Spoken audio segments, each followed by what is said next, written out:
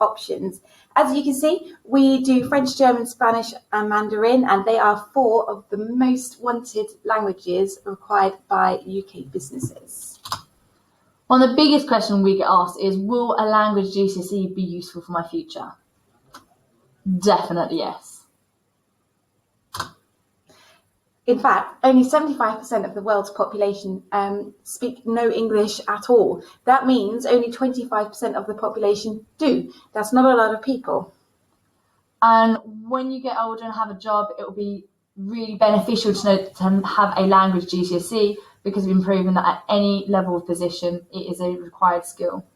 And 60% of UK employees, so that's your future bosses, are dissatisfied or unhappy with the foreign language skills of school leavers. So not doing one could put you at a disadvantage in terms of looking for future jobs. And if you wanted to go to university in the future, it has been proven that language is one of the subjects that opens the most doors to most degrees at university. So you get to have more of a range of courses to choose from. So what do we offer at Ormiston Victory Academy? As I mentioned earlier, we offer French, German, Spanish and Mandarin at GCSE. And the language that you'll be continuing with for GCSE will be the one that you've studied for 2 years already in Year 7 and Year 8. This is primarily because you will do better in your exams if you have studied the language for 5 years instead of 3. And so we prefer you not to chop and change at this point. The exams that you'll be sitting are a writing exam, a speaking, a reading and a listening exam. And as you can see from the board there, they're all just as important as each other. So they're all worth 25%. So what we learn varies a little bit across each of the languages, but generally speaking, in Year 9, we start looking at the topic of holidays and school, relationships, your interests and your influences.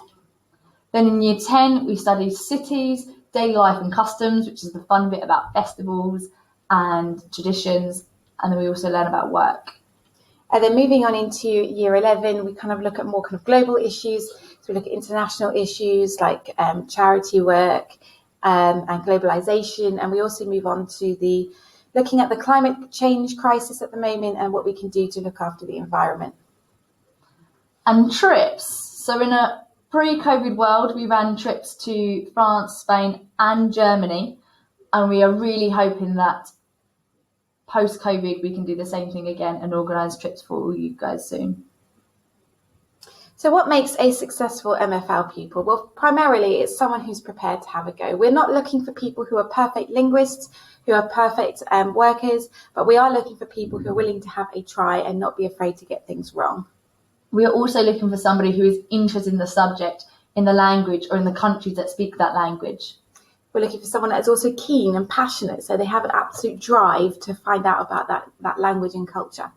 And lastly, somebody who is motivated and not afraid of a little bit of hard work. So if you have any other questions, by all means ask your class teachers. And if you would like some further questions about the course content as well, it's also worth finding Miss Mayal or Miss Merchant too, and letting us know if you'd like any more details.